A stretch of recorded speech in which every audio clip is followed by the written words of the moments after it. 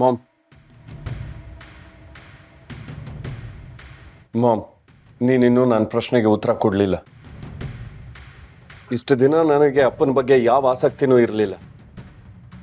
ಆದರೆ ಈಗ ನಾನೇ ಒಂದು ಮಗುಗೆ ಅಪ್ಪ ಆಗಿದ್ದೀನಿ. ಒಬ್ಬ ತಂದೆ ಫೀಲಿಂಗ್ ಹೇಗಿರುತ್ತೆ ಅನ್ನೋದು ನನಗೆ ಗೊತ್ತಾಗ್ತಿದೆ. ನಾನು ಹುಟ್ಟಿದಾಗ ನಮ್ಮ ತಂದೆಗೆ ಇಷ್ಟೇ ಫೀಲ್ ಆಗಿರುತ್ತಲ್ವಾ? ಇಲ್ಲ ಮಾಮ್, ನಾನು ಅಪ್ಪನ ಬಗ್ಗೆ ತಿಳ್ಕೊಳ್ಳೇಬೇಕು.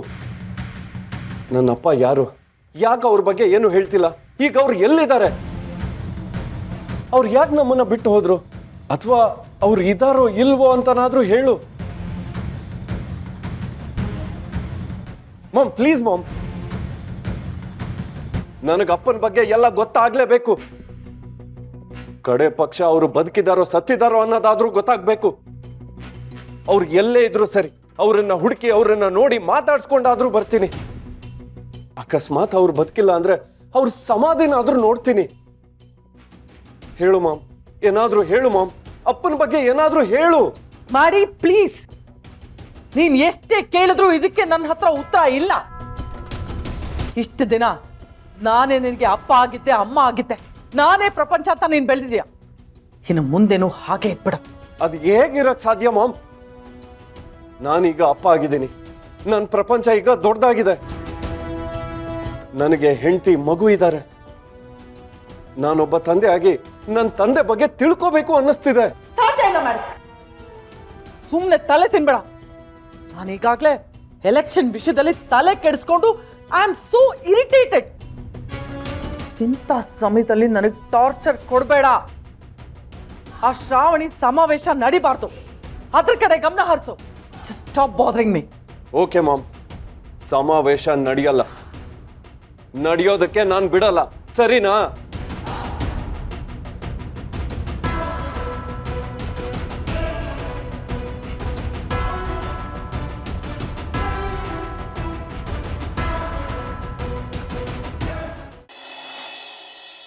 ಶ್ರಾವಣಿ ಅಮ್ಮ ಎಲೆಕ್ಷನ್ಗೆ ನಿಂತ್ಕೋಬೇಕು ಅಂತ ಯಜಮಾನ್ರೇನೋ ತೀರ್ಮಾನ ಮಾಡಿದ್ರು ನಿಜ. ಆದ್ರೆ ಇವ್ರು ಬೇಡ ಅನ್ಬೋದಿತ್ತಲ್ಲಮ್ಮ. ರಾಜಕೀಯದಲ್ಲಿ ಒಳ್ಳೆಯವ್ರಿಗಿಂತ ಕೆಟ್ಟವರೇ ಜಾಸ್ತಿ. ಅದರಲ್ಲೂ ಈ ವಿಜಯಾಂಬಿಕಾ ನರ ರೂಪದಲ್ಲಿರೋ ರಾಕ್ಷಸಿ. ನಮ್ಮ ಶ್ರಾವಣಿ ಮೇಡಮ್ ಅವರು ಎಲೆಕ್ಷನ್ಗೆ ನಿಂತ್ಕೊಂಡಿದ್ದಾರೆ ಅಂತ ಗೊತ್ತಾಗಿ ಅವ್ರ ಜೀವಕ್ಕೆ ಇವ್ರೇನಾದ್ರೂ ಅಪಾಯ ಮಾಡಿಬಿಟ್ರೆ?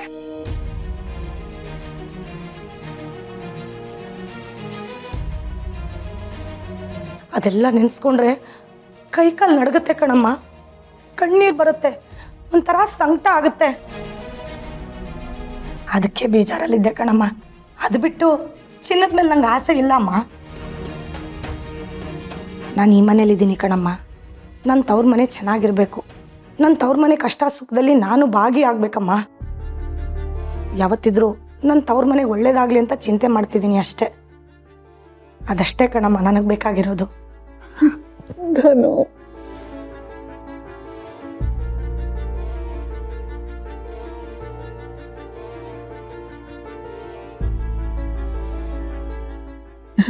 ನಿನ್ನ ಮಾತೆಲ್ಲ ನನಗೆ ಅರ್ಥ ಆಗುತ್ತೆ ಮಗಳೇ.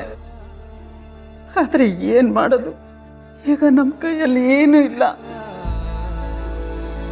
ನಮ್ಮ ಮನೆ ಹರಿತಿರೋ ನೀರಲ್ಲಿ ಹೋಗ್ತಾ ಇರೋ ದೋಣಿ. ನೀರು ಯಾವ ಕಡೆ ಹರಿಯುತ್ತೋ ಆ ಕಡೆ ದೋಣಿ ಹೋಗುತ್ತೆ. ನಾವು ದೋಣಿಲಿ ಕೂತು ಸುಮ್ಮನೆ ಜೀವನ ಸಾಗಿಸ್ಬೇಕಷ್ಟೆ. ನಾನು ತಪ್ಪು ಮಾಡ್ತಾ ಇದ್ದೀನಿ. ಎಲೆಕ್ಷನ್ ಗಲಾಟೆಯಲ್ಲಿ ಮನೆ ಬಗ್ಗೆ, ಮನೆಯವ್ರ ಬಗ್ಗೆ ಯೋಚನೆ ಮಾಡಲಿಲ್ಲ. ಇದು ನನ್ನ ಮನೆ ಬಗ್ಗೆ ನಾನು ತಾನೇ ಯೋಚನೆ ಮಾಡಬೇಕು, ನಾನು ತಾನೇ ಮನೇನ ಚೆನ್ನಾಗಿ ನೋಡ್ಕೋಬೇಕು. ನಾನು ಎಲೆಕ್ಷನಲ್ಲಿ ನಿಂತಿರೋದ್ರಿಂದ ಮನೆ ಜನಗಳಿಗೆ ಕಷ್ಟ ಆಗಬಾರ್ದು. ಈ ಸಮಸ್ಯೆಗಳನ್ನೆಲ್ಲ ನಾನೇ ಬಗೆಹರಿಸ್ಬೇಕು. ಹೌದು, ಒಬ್ಬ ಆದರ್ಶ ಗೃಹಿಣಿಯಾಗಿ ಮನೆನೂ ಚೆನ್ನಾಗಿ ನೋಡ್ಕೋಬೇಕು, ಹೊರಗೆ ನನ್ನ ಗುರಿನೂ ಸಾಧಿಸ್ಬೇಕು. ಆಗಲೇ ಹೆಣ್ಣಿನ ಶಕ್ತಿಗೆ ಅರ್ಥ ಸಿಗೋದು. ನಾನೀಗ 2 ಕೆಲಸನೂ ಸರಿಯಾಗಿ ನಿಭಾಯಿಸಬೇಕು.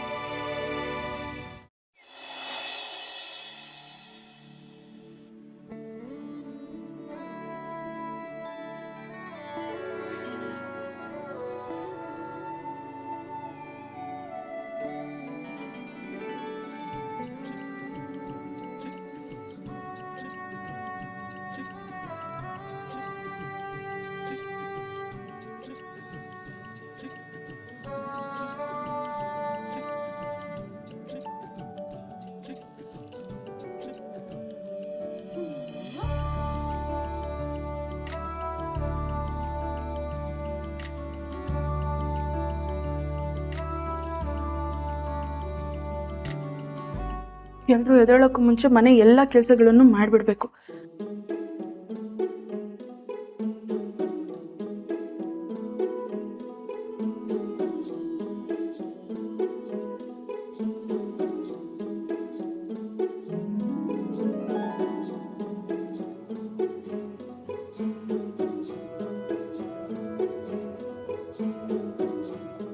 ಲೇಟಾಗಿ ಎದ್ಬಿಟ್ನಾ, ಮನೆ ತುಂಬ ಕೆಲಸಗಳಿದೆ. ಇನ್ನೊಂದು ಅರ್ಧ ಗಂಟೆ ಬೇಗ ಎದ್ದಿದ್ರೆ ಚೆನ್ನಾಗಿರೋದು. ಅಲ್ಲದನು ಬೇಗಿದ್ದಿದ್ರೆ ಕೆಲಸ ಎಲ್ಲ ಬೇಗ ಮುಗಿಸ್ಬೋದಿತ್ತು ಅಂದ್ಬಿಟ್ಟು ಪೂಜೆ ಮಾಡಿ ಮುಗಿಸಿದ್ಯಲ್ಲ. ಅಯ್ಯೋ, ನಾನು ಮಾಡಿಲ್ಲ ಕಣಮ್ಮ, ನಾನು ಈಗ ತಾನೇ ಎದ್ದು ಬರ್ತಾ ಇದ್ದೀನಿ. ಹಾಗಾದ್ರೆ ಯಾರು ಪೂಜೆ ಮಾಡಿದ್ರು? ನಾನೇ ಅತ್ತೆ. ಇನ್ಮೇಲೆ ಮನೆ ಕೆಲ್ಸಗಳ ಬಗ್ಗೆ ಏನು ಟೆನ್ಷನ್ ತಗೋಬೇಡಿ. ನಾನು ಹೊರಗಡೆ ಎಷ್ಟೇ ಓಡಾಡಲಿ, ನನ್ನ ಮನೇನ ಚೆನ್ನಾಗಿ ನೋಡ್ಕೋಬೇಕಾಗಿರೋದು ನನ್ನ ಕರ್ತವ್ಯ. ಇನ್ಮೇಲೆ 2 ಕೆಲಸನೂ ನಾನು ಚೆನ್ನಾಗಿ ನಿಭಾಯಿಸ್ತೀನಿ. ಯಾಕೆ ಶ್ರಾವಣಿಯಮ್ಮ ಈ ಥರ ಮಾತಾಡ್ತಾ ಇದ್ದೀರಾ? ಯಾರಾದರೂ ಏನಾರ ಅಂದ್ರ? ನನ್ನ ಮನೇನ ಚೆನ್ನಾಗಿ ನೋಡ್ಕೊಳ್ಳೋದಕ್ಕೆ ಯಾರಾದರೂ ಏನಾದರೂ ಯಾಕೆ ಅನ್ಬೇಕು? ಮನೆ ಸೊಸೆ ಆದವಳಿಗೆ ಮೊದಲು ಮನೆ, ಆಮೇಲೆ ಸಮಾಜ. ನಮ್ಮ ಮನೇನ ನಾವು ಚೆನ್ನಾಗಿ ನೋಡ್ಕೊಂಡ್ರೆ ಸಮಾಜನೂ ಚೆನ್ನಾಗೇ ಇರುತ್ತೆ. ಅದನ್ನೇ ನಾನು ಫಾಲೋ ಮಾಡ್ತಿದ್ದೀನಿ ಅಷ್ಟೆ. ತಿಂಡಿ ರೆಡಿ ಇದೆ, ಹೋಗಿ ತಿಂಡಿ ಮಾಡ್ಕೊಳ್ಳಿ. ಸಮಾವೇಶಕ್ಕೆ ನಾನು ಒಂದು ಸ್ವಲ್ಪ ರೆಡಿ ಮಾಡ್ಕೋಬೇಕು, ರೆಡಿ ಮಾಡ್ಕೋತೀನಿ. ತಗೊಳ್ಳಿ, ಕಾಫಿ ಕುಡಿ. ತಗೊಳ್ಳಿ.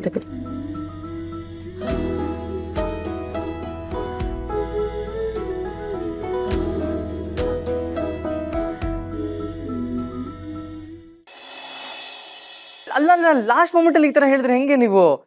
ಅಲ್ಲ ಸರ್, ದಯವಿಟ್ಟು ನಾನು ಹೇಳೋದನ್ನ 1 ನಿಮಿಷ ಕೇಳಿಸ್ಕೊಳ್ಳಿ, ಆಮೇಲೆ ನೀವು ಹಲೋ. ಯಾಕೆ ಸುಬ್ಬು, ಯಾಕೆ ಒಂಥರ ಇದೆಯಾ? ಏನಾಯ್ತು? ಅಮ್ಮ, ನೆನ್ನೆ ಗ್ರೌಂಡಲ್ಲಿ ಸಮಾವೇಶ ಮಾಡೋದಕ್ಕೆ ಪರ್ಮಿಷನ್ ಕೇಳಿದೆ ಅಂತ ಹೇಳಿದ್ನಲ್ಲ, ಆ ಪರ್ಮಿಷನ್ ಇವಾಗ ವಿಜಯಾಂಬಿಗೆ ಕೊಟ್ಟಿದ್ದಾರಮ್ಮ. ಏನು ಮಾಡ್ಬೇಕಂತ ನನಗೆ ಗೊತ್ತಿಲ್ಲ. ನಮಗೆ ಊರಾಚೆ ಮಾಡ್ಕೊಳ್ಳಿ ಅಂತ ಹೇಳ್ತಾ ಇದ್ದಾರೆ. ಏನು ಸಮಾವೇಶನ ಊರಾಚೆ ಮಾಡೋದ? ಊರಾಚೆ ಮಾಡಿದ್ರೆ ಜನ ಹೇಗೆ ಬರ್ತಾರೆ ಸುಬ್ಬು? ಅದೇ ನನಗೂ ಗೊತ್ತಾಗ್ತಿಲ್ಲ ಮೇಡಮ್. ಸೊ ಎಲ್ಲ ವಿಜಯಾಂಬಿಕೆನಿಂದನೇ ಆಗಿದ್ದು.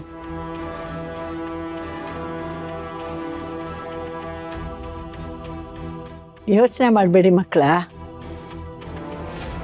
ರಾಜಕೀಯ ಅಂದಮೇಲೆ ಇದೆಲ್ಲ ಇದ್ದಿದ್ದೆ. ರಾಜಕೀಯ ಅನ್ನೋದು ಚದುರಂಗದ ಆಟ ಅನ್ನೋದು ನೀವು ಕೇಳಿಲ್ವಾ? ಈಗ ಅವರು ನಮಗಿಂತ ಮುಂದೆ ಇದ್ದಾರೆ. ಅದಕ್ಕೆ ನಾವು ಈಗ ಅವ್ರಿಗಿಂತ 1 ಹೆಜ್ಜೆ ಮುಂದಿಡಬೇಕು.